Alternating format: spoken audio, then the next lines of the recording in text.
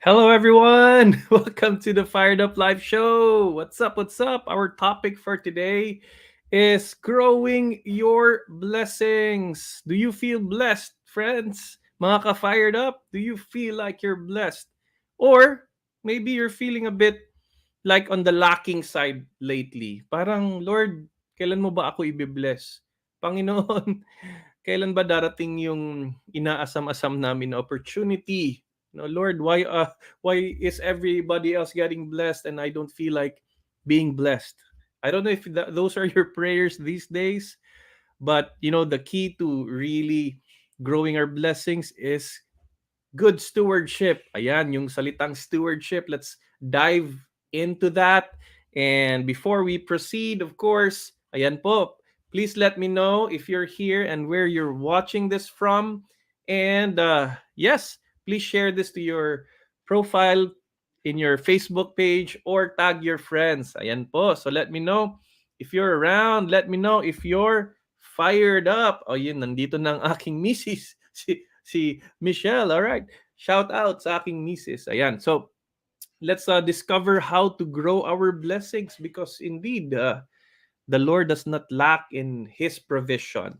And perhaps we may be the ones lacking in our stewardship. Ayan po. No? So, let's find out why we sometimes feel like, ayan, parang wala akong nararamdaman na blessing sa aking buhay. But in fact, we are being blessed by God. Diba? So, how do we grow what God has been giving us? Okay, so let's find out in our Fired Up Life show today. All right. So, ayan po. So, the Fired Up Life is all about getting you motivated and focused in pursuing your dreams and living out your faith. And sometimes, we are hindered to pursue our dreams when we feel like parang wala ng pag-asa, parang ang hirap makahanap ng blessings. Ayan, parang hindi ako nabibless. Ayan, so sometimes we feel like that and our dreams become far and far from our reach. So, yes, let's overcome that hindrance and continue to become motivated and focused in our lives. All right. So, let's live out our faith as we do that. Okay, so the Fired Up Life is all about also motivation for work and life. So, work-related po ang ating topic. Ibig sabihin nito, if you're struggling at work, you feel like you're not doing well at work or you feel like tinatamad ka, ayan, we're here to get you fired up, to get back on track and grow your life, no? Grow the blessings that God has given you. Okay. So yan po. This show is made possible by our fired up patrons. So if you want to be one of the patrons who support the show, please go to patreon.com/fired up life. Ayan. So yes, lastly, thank you. No, share this to your friends to bless them also. Yes. Let's go. Let's share this broadcast to people. Na hello din sa mga nanonood ng replay, 'di ba? Kasi marami din ay iba ang time zone sa mundo. Okay. So, ayan, no? So, Fired Up Live Show is of course present every Tuesdays and Thursdays at 3 p.m. Make it a habit already to watch the Fired Up Live Show para po tayo ay magkaroon ng continuous flow of motivation in our lives. Okay. So, this is our 359th episode already. All right. Tag your friends and remind them that TTH, you get motivation here especially in our spiritual life and of course in our work life. Okay, so let's talk about this. Our topic. Let's get it on. No, growing your blessings. How to become better stewards. Okay. So, Paano nga ba natin papalaguin ng binibless sa atin ng Panginoon? Okay. So, let's talk about some of the blessings that we have in life. Ano ba yung mga mga binibless sa atin ng Panginoon? I think in a more general sense, what has the Lord been blessing us with? Syempre, unang-una, no? Binayayaan tayo ng ating pamilya. We are being blessed with the love and embrace of family.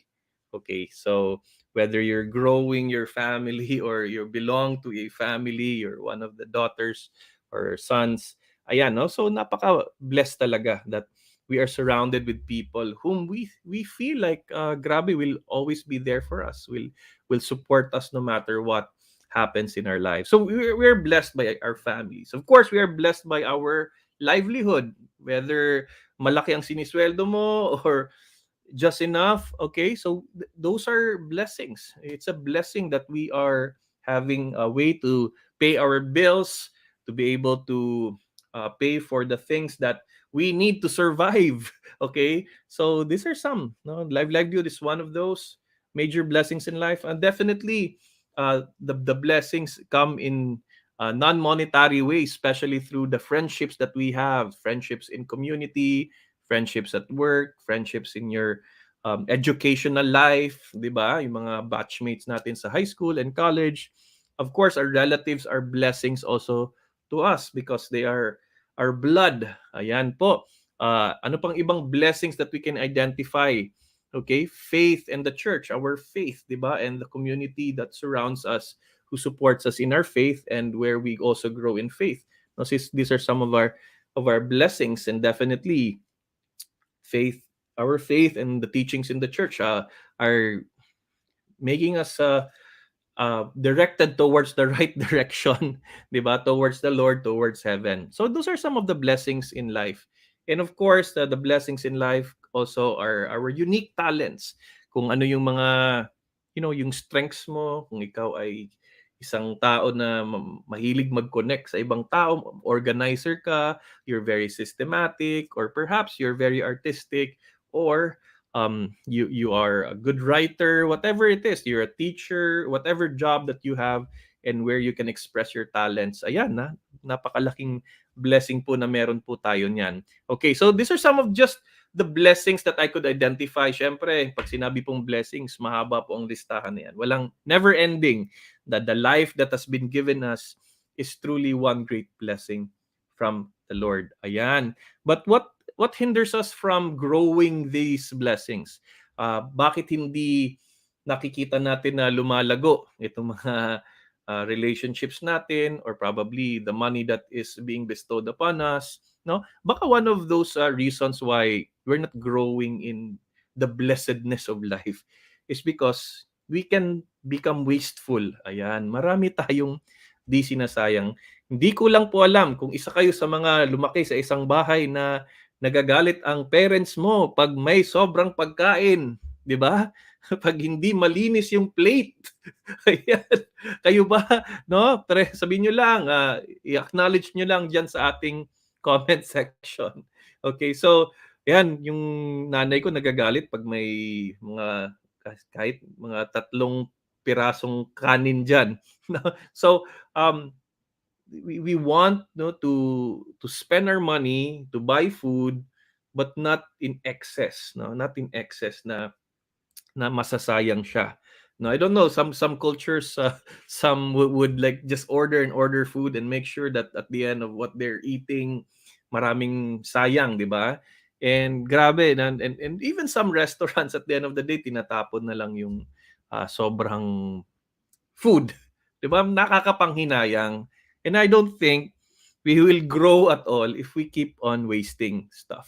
No, if you always buy something that you don't need, it goes to waste kasi di mo naman nagagamit, 'di ba? Let's just say clothes. Buy a lot of clothes, once a year mo lang siya nagamit, sayang, no? It's a waste.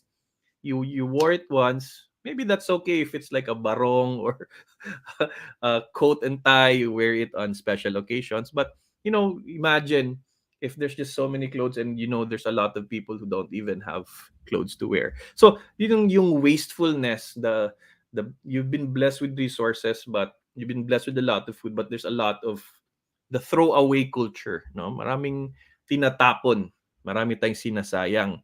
Ayan, sabi ni Lasty, ayan, ako yun for my kids, di ba? Kailangan medyo strict tayo dun sa na may sinasayang kasi pinaghirapan natin yan. Blessing galing kay Lord, dapat walang tapon.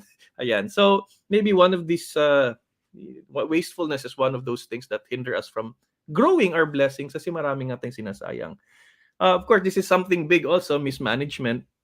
Baka hindi natin alam paano alagaan ang ating savings, or di natin paano natin alagaan ang ating negosyo, di natin alam paano palaguin, investing it on certain things, di ba? We mismanage it, and we keep spending on certain things that are actually not assets but liabilities, di ba? So this can be something that let's look at where we put our spending. Baka napupunta lang dun sa isang bagay na puro liabilities, di ba? So nasasayang siya, hindi siya lumalago. Ayan. So think about that. How are we managing what God has been given us? Now, again, let's not just zoom in on money, because the topic is really about blessings in general, no? How are we managing our relationships? Now, how are we managing the blessing of our spouse, of our children, 'di ba? May oras pa ba tayo sa kanila, 'di ba? And mismanagement can be that reason bakit hindi tayo lumalago, or maybe we lack the knowledge in being able to manage our resources well. We lack the know-how, we lack the procedure, we lack the orientation. Ayan, baka kailangan lang i-educate, di ba? So, mismanagement can be one of those reasons why we don't feel like we're being blessed. Ayan, kasi di tayo marunong na sa pag-manage ng meron tayo. Okay. So another probably is more of we crave certain things and we focus on the wants, 'di ba? So pagdating ng sweldo, pagdating ng kita, binibili agad natin sa mga bagay na hindi natin kailangan pero gustong-gusto natin. So we tend to gratify ourselves. Perhaps for a couple of reasons, parang matagal mo nang gusto 'yan, gusto yung gadget na 'yan, no? So ayan, so you crave for that, and maybe certain types of food na medyo mahal pero mas makakamura naman sa certain kind of food, di naman kailangan pumunta sa ganung restaurant. So we tend to focus on what we want instead of what we need because of the cravings that we have. We just have to fulfill our cravings. Ayan po. So that can be maybe sign of poor stewardship, di ba? So another is a lack of nurturing. Ayan. So how are we nurturing our relationship with our children, with our spouse? How are we nurturing? Pag sinabing nurturing, yung parang tanim, di ba? Sino mga plantito at plantita dito? Ayan, no?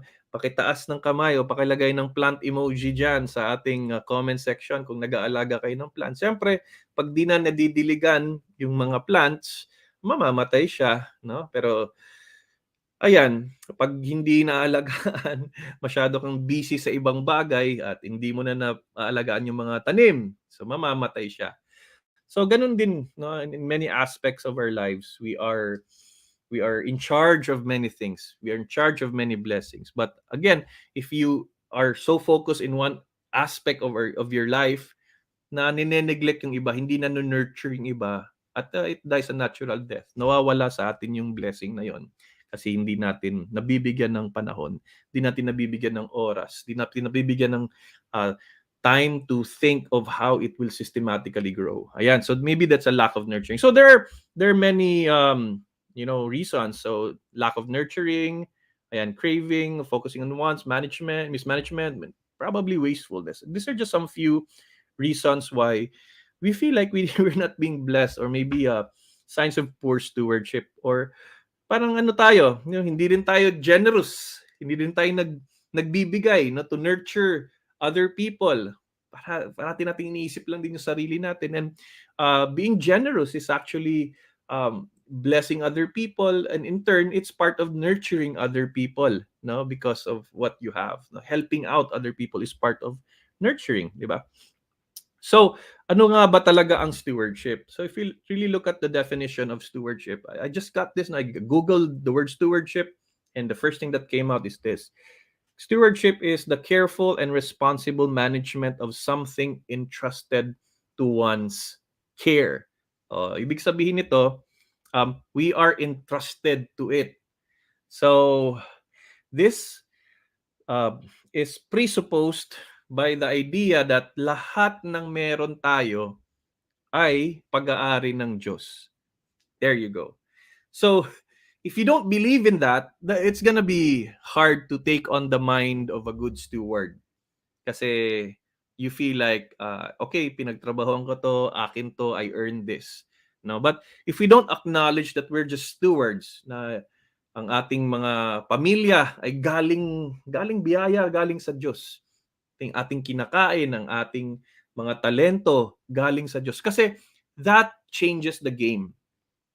Hindi na lang hindi lang tungkol sa iyo. Kasi pwede kang tamarin pag hindi stewardship mentality. Pag stewardship mentality, na mahihiya tayo sa Diyos. Mahihiya tayo sa ating Panginoon sa hindi natin pag-alaga sa mga pinagkaloob sa atin. Ayan, that changes the game. Pero kung iniisip mo lang, okay, binili ko tong laptop na to, akin naman to, so hindi ko na, hayaan ko na lang to, mabulok, ganyan. Bigay ng Diyos yan sa'yo, yung gadget na yan, di ba? So it changes the game if there is a stewardship mentality. Katulad ng ano din, ng ating mga pera, di ba? Ano ba ang gusto ng Diyos? How does God want to use the money given you? Di ba? Pwede nating isipin ganyan. So then, if we think that way, then we become more generous. Then we become better contributors to certain organizations or certain endeavors that help build the kingdom. Di ba? So, napakahalaga, stewardship, careful and responsible management. So, we're gonna talk about that, right?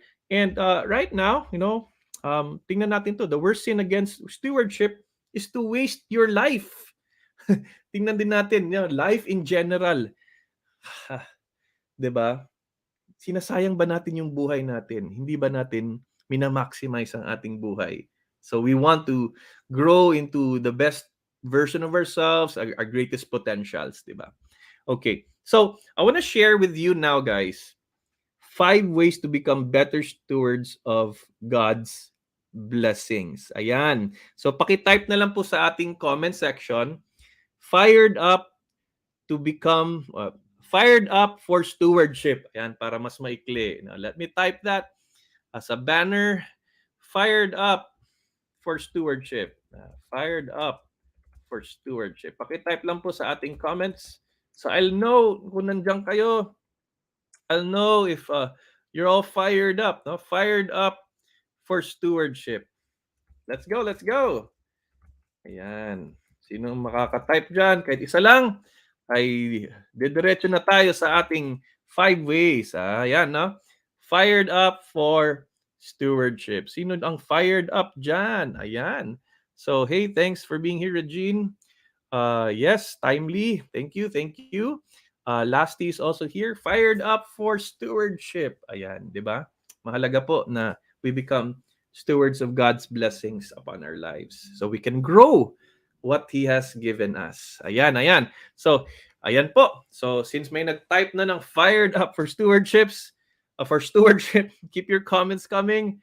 Ayan. So, we can now proceed to our list here. 5 ways lang naman. Di masyado mahaba na and very direct to the point. Okay. So, ayan, meron pa palang humabol. Si Karine. Yes, fired up for stewardship. Thank you for being here, Karine. Okay. So, first is own the responsibility. Pag sinabing own the responsibility, yung really accept what is being entrusted to you. Now, what do I mean by this?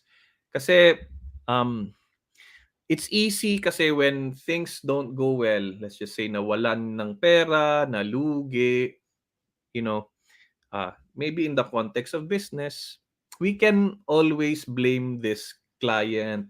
We can always blame the pandemic. We can always blame the bagyo, the situation. At parang you just don't wanna own it. No? So ito yung default behavior natin. Siguro dahil sa ating concupiscence, siguro sa ating nature na medyo makasalanan tayo. We're sinful people. When something bad happens, we right away try to point the finger on other people, on circumstances, on other things. Now, if you are the one in charge, let's just say you're the one in charge for an event, you're the one in charge really uh, at that department. When something is not going well there, you have to own it. Kasi when you own that responsibility, meaning as a steward, you said yes and committed to grow it. And if it's not working well, if it's not running well, you have to admit some of the mistakes, well, the mistakes that you have made while managing it. Baka hindi na follow up yung ganito, yung ganyan, no? So, what a lot of people would do, some leaders would say, hindi naging maayos kasi yung tao ko hindi nag-follow up. Ifa-follow up ko siya, no? Things like those na parang you're the one leading it, you're the one being entrusted to it, and your job is to make it happen. Your job is to deliver it. And your job is not to blame it for to someone else or to something else.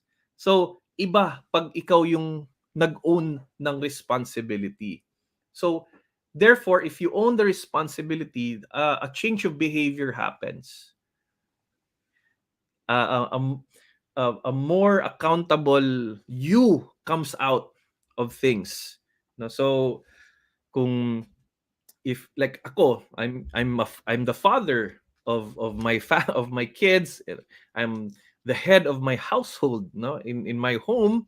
And if something is not running well, if things are not going according to, well, how it should be, if things are not growing, it's my responsibility. It's mine.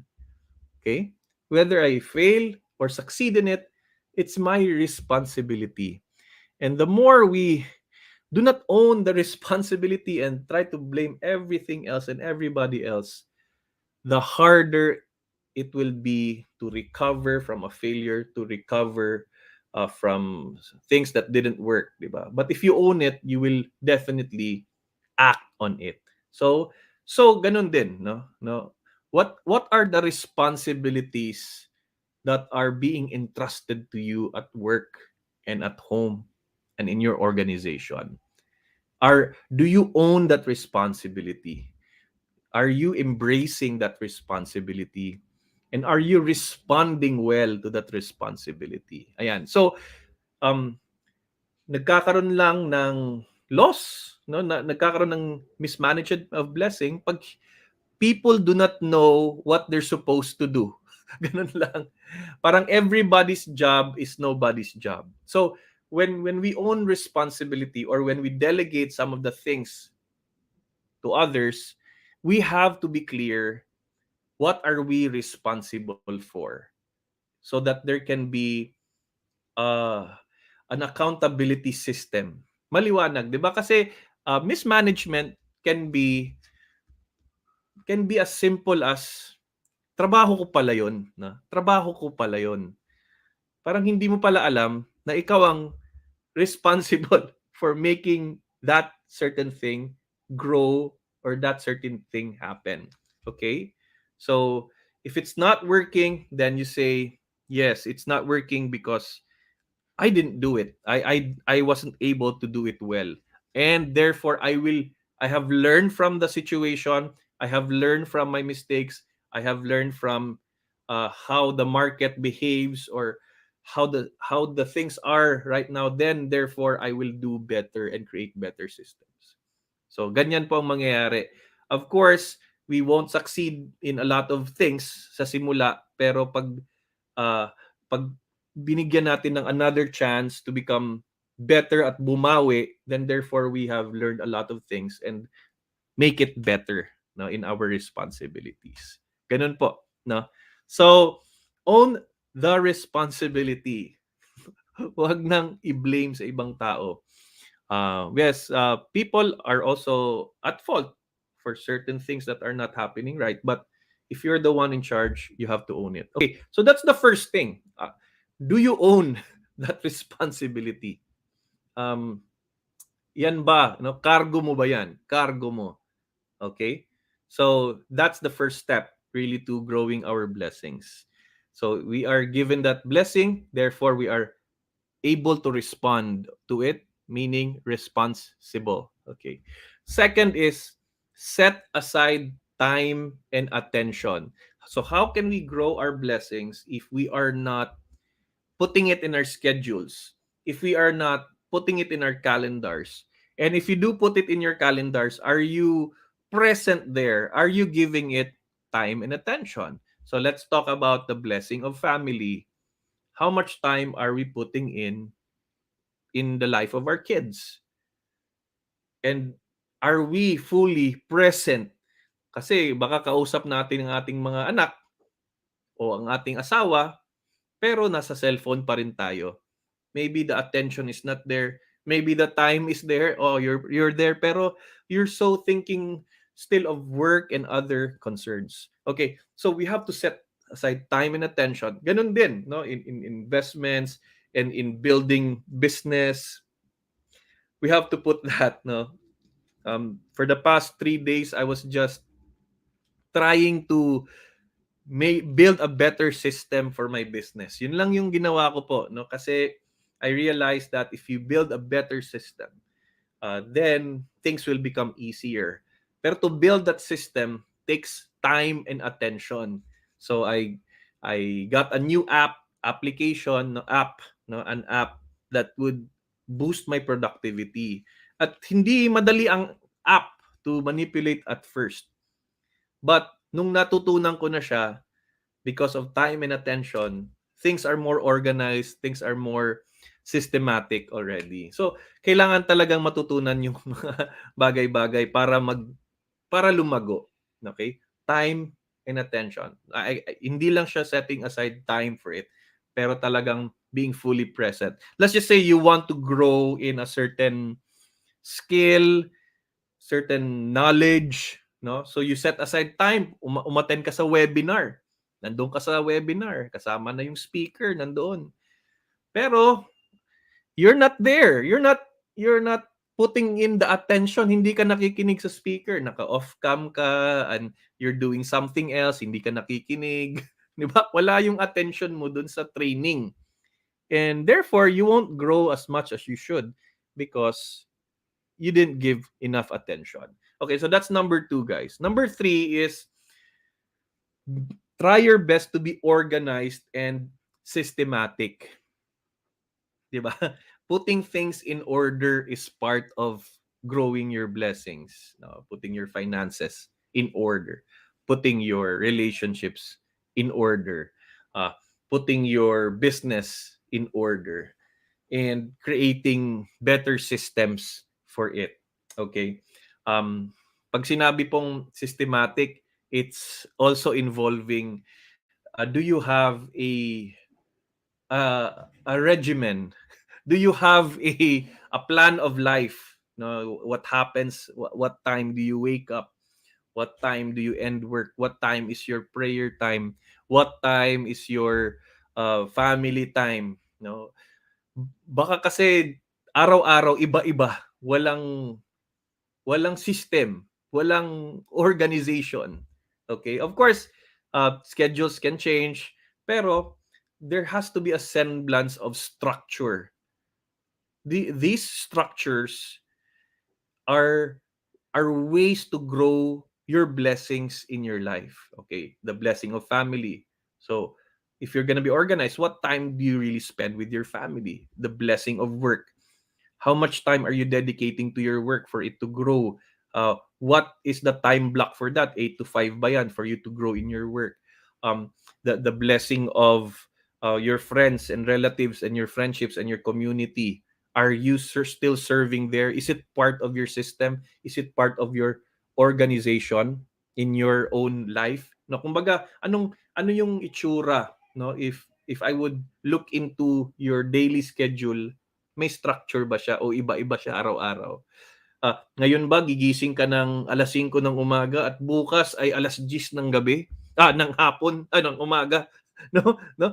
Baka iba-iba yung waking up time natin, no? So if we want to be organized and systematic, even that, no, we have to have uh uh, uh what you call this as consistent time of waking up and consistent time of sleeping. Now, these are some things that can help grow our blessings, because if we are able to systematize how we can grow our blessings, then therefore it will be growing in clockwork, no? Clockwork, parang ano siya, hindi na siya kailangan isipin masyado kasi naka-structure na yan sa araw-araw mo. So, what are the different areas of our life? Our mental growth. Are we still reading books? What time do you read books during the day? Our emotional growth. When do we talk to somebody to be more happy? No? Our spiritual growth. What is the time of your prayer? No? Our physical growth.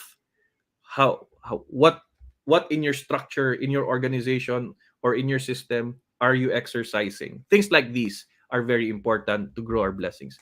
Number 4, ayan, not everything in life can be done solo. So we want to assign people to help us in our growth. Pag sinabi pong assign people to help you, um, it can be mentors, it can be coaches. When you say assign people to help you, it can be delegating it to your employees, it can be delegating it to your team, okay? Uh, it can be asking a help of another volunteer to help you in delivering that expectation. No, kumbaga, wag mong solohin. You are not meant to grow alone. Sabi nga dun sa isang African concept, no, na I am because we are, no? I am because we are. Ibig sabihin, yung identity niya is shared because of what his community is or her community is. So ang concept na yun, ubuntu, no? So you're not meant to grow alone.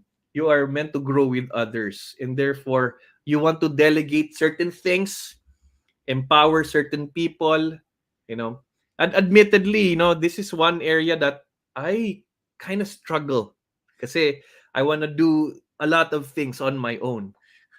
Para akong, kumbaga, kung sa school pa, ayaw mong may group mates. Okay? Gusto mo yung solo project. Ayan. But again, you come to a certain point where you're stuck.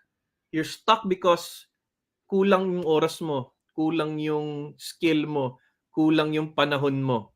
Okay? So therefore, you have to assign people. Maybe a freelancer can help you do that job for you. No? Bayaran mo lang. No? Maybe you can just really ask for help from other people para you can grow whatever God has given you. Siguro kung sa pamilya yon, maybe you can really attend certain teachings or certain trainings to help you become a better parent, no? Kumbaga, assign people to help you. Huwag solohin. Yes, si JR is here. You are not meant to grow alone. That's true. That's true. Okay. Number 5, keep learning something new to enhance your ability to care. Ganun naman po. No? If we stop learning, we stop growing. Learning can come in reflecting on our experiences. Now, you look at your day, what have you learned today? And therefore, you want to apply whatever new thing that you have discovered or realized. Now, that can be one source. Your own experiencing. Kasi sabi nga, experience is the best teacher. Another way to learn is to simply buy a book about the topic that you want to grow in and learn from the experts. Another is you can easily apply or enroll in online courses these days. There are free ones, there are paid ones. Fourth, you can just go to YouTube and type anything you want to grow in, and there's just a lot of content there. Kumbaga, kung gusto mong maging better steward, if you want growth to happen in your life, we have to increase our knowledge also.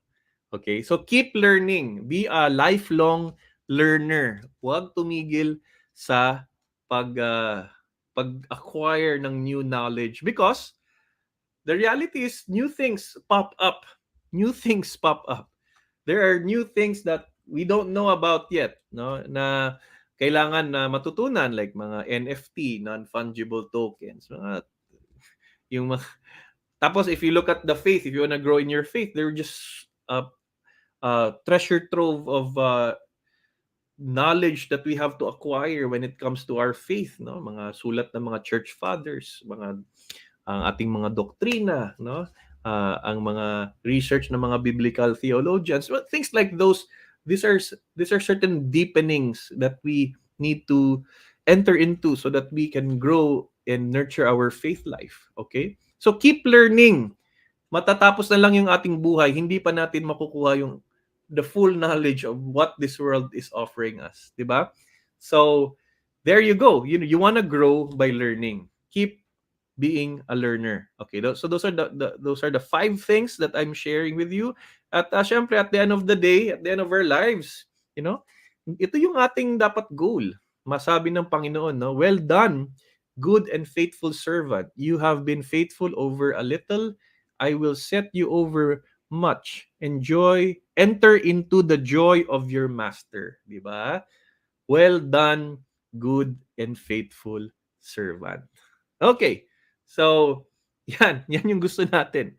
Well done, good and faithful servant. Kasi, pwede kong i-rephrase yan, no? In the context of our show today, well done, good and faithful steward.